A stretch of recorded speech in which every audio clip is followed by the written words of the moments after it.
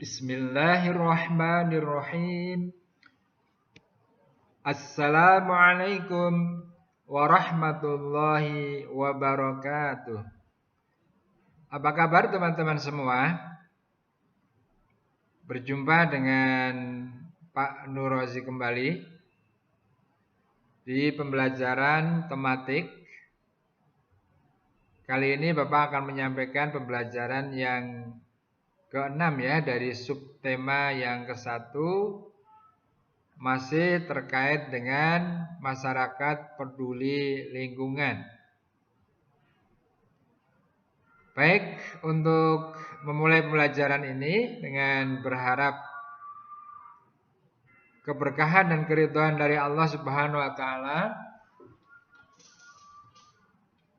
mari terlebih dulu kita berdoa kepadanya. A'udzu billahi minasy syaithanir rajim. Bismillahirrahmanirrahim.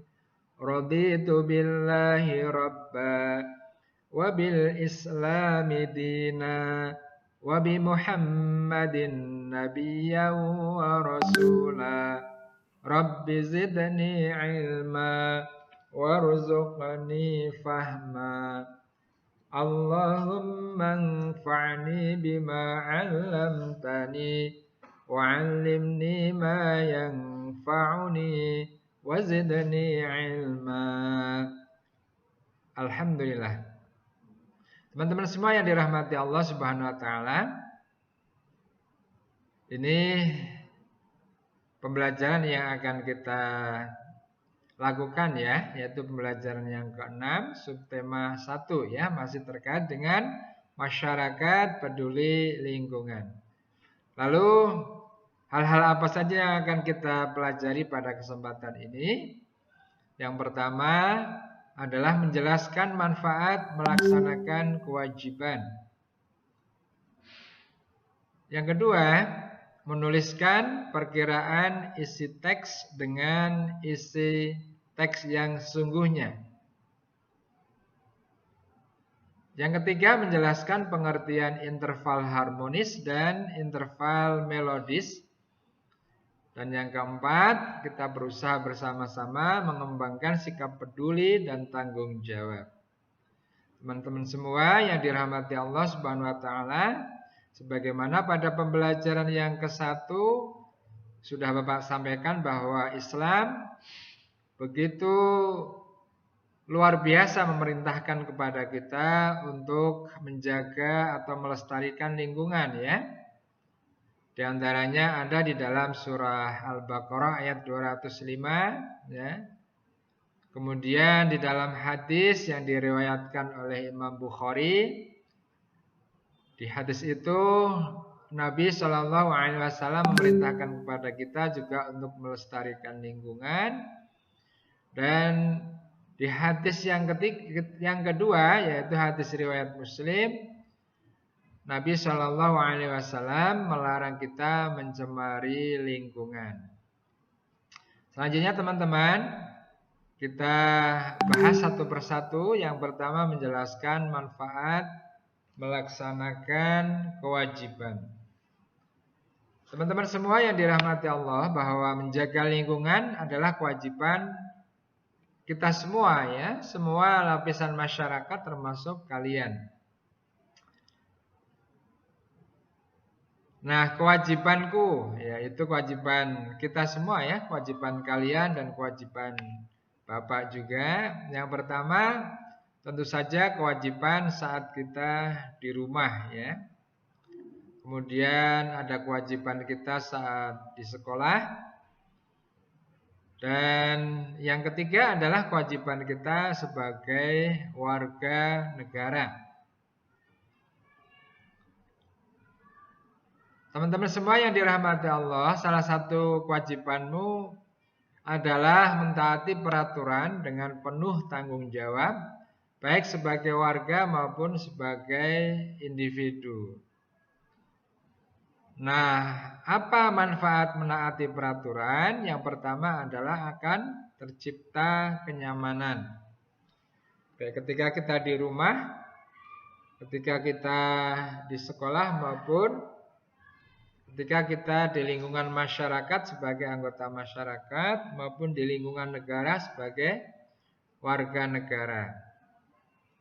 Jika semua orang itu mentaati peraturan, maka akan tercipta kenyamanan. Sebagai contoh saat kita berada di dalam rumah ya, di rumah kita semua, kalau di rumah itu dibuat aturan bahwa setiap kita harus menjaga kebersihan, maka kita semua akan berusaha untuk menjaga kebersihan rumah kita baik di dalam maupun di luar, maka rumah kita akan terasa bersih, nyaman dan sehat ya. Kemudian akan tercipta keselamatan. Sebagai contoh kalau kita sebagai anggota masyarakat kemudian kita menjaga kebersihan, keamanan ya, kenyamanan lingkungan, maka tidak ada anggota masyarakat yang saling berselisih atau bermusuhan ya, karena semuanya sama-sama menjaga keselamatan, kenyamanan dan kebersihan serta keamanan lingkungan.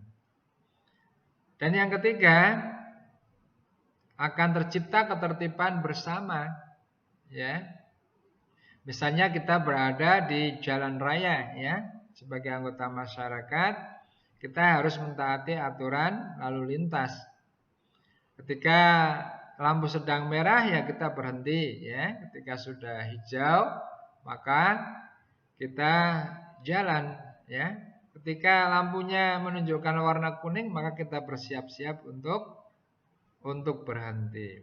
Nah, kalau semua pengguna jalan itu ya yang berlalu lintas itu mentaati peraturan, maka akan tercipta ketertiban bersama di jalan raya, ya di dalam rumah kita, di sekolah maupun di lingkungan masyarakat. Nah, contoh pelaksanaan kewajiban mematuhi aturan serta manfaatnya itu yang pertama misalnya kita berada di rumah, maka kewajiban kita apa nak? Iya, kewajiban kita membersihkan dan merapikan kamar secara rutin ya. Karena kamar itu adalah kamar kita sendiri, maka kitalah yang bertanggung jawab untuk menjaga kebersihan dan kerapihan kamar kita. Lalu manfaat apa yang akan kita dapatkan jika kita rajin membersihkan dan merapikan kamar kita? Tentu saja kamar kita akan menjadi bersih dan nyaman. Selanjutnya, ketika kita pulang sekolah, kita hendaknya tepat waktu, ya. Tepat waktu, jangan sampai begitu pulang ya dari sekolah sudah dipulangkan, kamu bermain terlebih dulu, entah bermain ke tempat umum atau ke rumah teman kamu tanpa memberitahukan kepada orang tua kamu di rumah ya.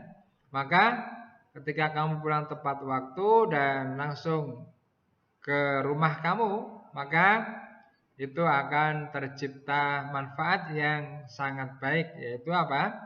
Orang tua tidak akan merasakan khawatir. Coba jika kamu pulang sekolah tidak langsung pulang ke rumah, misalnya main ke tempat apa begitu ya. Kemudian atau main ke tempat teman kamu begitu. Apalagi tanpa memberitahu orang tua kamu, tentu saja orang tua kamu juga anggota keluarga yang di rumah akan merasa khawatir atau cemas akan keadaan kamu. Yang ketiga, ketika kita di rumah tentu saja kita harus menjaga energi ya, menghemat energi listrik. Misalnya mematikan alat elektronik jika tidak digunakan. Jangan sampai ketika kita sudah tidak menggunakan alat elektronik, misalnya lampu, ya, cas-casan atau HP, itu tidak kita matikan. Ya, ketika kita disiplin mematikan alat elektronik yang tidak digunakan, maka ketika kita mematikan alat elektronik yang tidak kita gunakan secara disiplin, secara teratur, maka akan tercipta kemanfaatan. Apa itu manfaatnya? Tagihan listrik akan lebih hemat ya, tagihan pulsa juga akan lebih hemat ya. Kemudian yang berikutnya yaitu kewajiban kita di sekolah ya. Ada beberapa kewajiban yang harus kalian taati ketika di sekolah. Yang pertama, tentu saja melakukan piket kelas ya.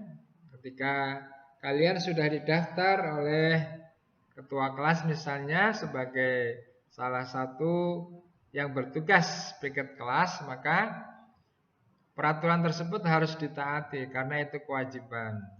Maka jika ini dilaksanakan, maka akan tercipta manfaat, yaitu apa? Kelas menjadi bersih dan nyaman untuk belajar. Yang kedua, datang ke sekolah tepat waktu ya. Ini adalah kewajiban berikutnya nak ya, karena kita di sekolah ini membuat peraturan agar kegiatan pembelajaran ini dapat berjalan secara tertib. Ketika semua siswa mentaati peraturan, maka tidak tertinggal pelajarannya ya. Di kelas juga mentaati peraturan, yaitu menyimak, mendengarkan, memperhatikan guru yang sedang menjelaskan pembelajaran, maka pembelajaran akan berjalan dengan baik ya. Namun ketika ada yang tidak tertib ya, ada yang datangnya terlambat atau di dalam kelas tidak memperhatikan guru, maka otomatis guru akan menyisihkan waktu untuk memberikan nasihat-nasihat, dan waktu yang digunakan untuk memberikan nasihat ini akan mengurangi alokasi waktu yang mestinya digunakan untuk menyampaikan pembelajaran ya. Kemudian yang ketiga, menjaga ketertiban dan pada saat belajar. Manfaatnya apa? Ketika ketertiban saat belajar diciptakan, maka akan tercipta suasana belajar yang lebih nyaman. Pelajaran akan lebih mudah diterima karena situasi kelasnya aman, nyaman, tertib, dan aman. Selanjutnya nak, materi berikutnya adalah menuliskan perkiraan isi teks dengan teks sesungguhnya. Nah, tujuan kegiatan ini adalah melatih kalian supaya bisa berpikir ya. Kalau kalian akan membuat sebuah teks, maka kira-kira informasi penting yang akan disajikan di dalam tulisan atau teks itu apa saja ya. Teman-teman semua, kata kunci dan isi teks itu sudah dipelajari ya di subtema 1 pembelajaran yang ketiga, tepatnya di halaman 20 di buku kamu ya. Oleh karenanya silakan dibaca kembali dan mari kita gunakan ya ilmu yang sudah kalian peroleh itu untuk berlatih membuat sebuah teks. Nah, untuk tahap awal ini coba kalian perhatikan, ada sebuah teks yang berjudul kerusakan lingkungan sudah menjadi masalah serius.